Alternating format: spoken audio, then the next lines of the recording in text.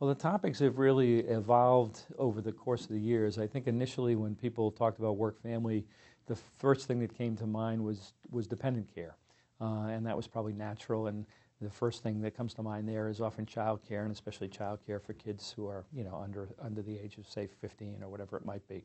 And so child care is an obvious one, but elder care is also a dependent care issue, which is important and increasing in importance as we see the workforce is aging, and therefore their parents or other close relatives are aging as well, and sometimes even their spouses are aging or suffer from some kind of a chronic illness.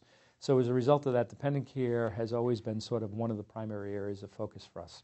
A second issue is workplace flexibility. That's probably been the hottest topic over the past 3 or 4 years in the field, and it's one where organizations have taken a lot of different approaches to workplace flexibility, including things like flexible work hours, working in different places, telecommuting, the virtual organizations, phased retirement, job sharing. There's lots of different forms and fashions that flexible work options can take. But a lot of our employees are interested in how they can afford these kinds of options to their people, and at the same time meet their goals in terms of business objectives and productivity and so forth. So flexible work arrangements and workplace flexibility has been a major area of interest for us as well.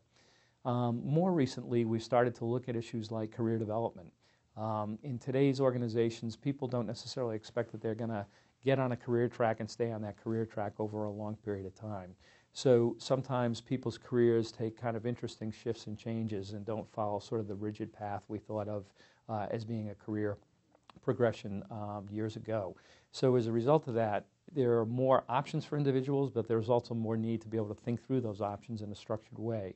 So one of the things we've talked a lot about is how we can help employees develop the skills and competencies to more effectively navigate their own career path so that they can make changes when needed, either for professional or personal reasons. Recently, we've started a research project on fatherhood that we're very excited about. Although this issue has been around for 20 years and we've made significant progress, I still think that the issue is one that is oftentimes seen as a women's issue.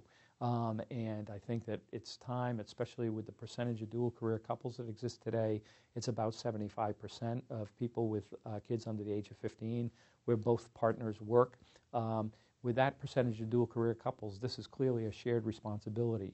And so for us, one of the key challenges to making progress in the field and really getting the field to be embraced more widely as a key sort of strategic HR initiative is to include men in that discussion and really think about how has the role of fatherhood changed in recent years and what kinds of responsibilities do new fathers have to take on and expect they will take on as they try to coordinate their activities with their spouse, who also has important jobs and important job demands that require that they can't give as much attention to dependent care as once was the case when many men had stay-at-home spouses.